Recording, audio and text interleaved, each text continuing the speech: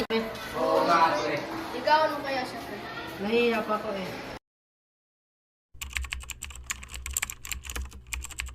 Angel, ano bang ginawa mo dyan? Lumabas ka sa kwarto. Inay, patawad po. Ano nangyari sa'yo? Buntis po ako, Inay. Ano? Buntis ka? Sino namang ama? Si Roberto po, Inay. Ano? Papuntahin mo dito yung ama.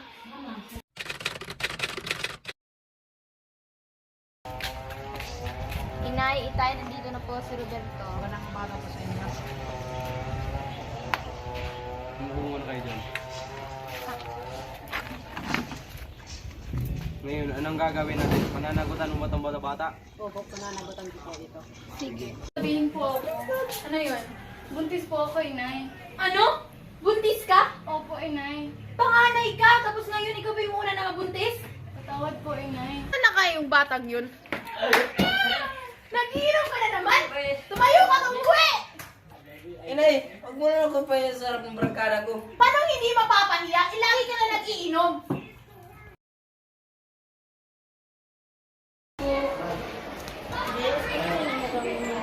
Mag-aaral ako ng mabuti para masuklian ko ang hirap ng aking mga magulang. Tama yan, guys.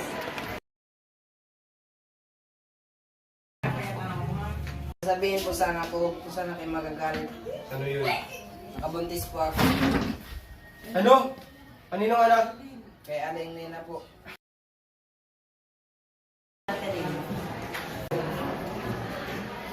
Pinapupunta ka ng principal doon. Ha? Bakit daw? Hindi ko alam. Excuse me sir, nandito na po si Jessa. Papasukin. Good morning po sir. Bakit po ako pinapatawag sir? Ano po kami?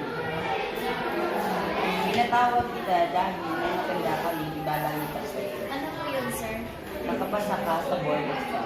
Talaga sir? Nakapasa ako sa board exam? Maraming salamat. Wala Good morning everyone. These are the students who passed the board exam. Please give them a round of applause. I would like to announce that these are happy time for passing our exam. Congratulations.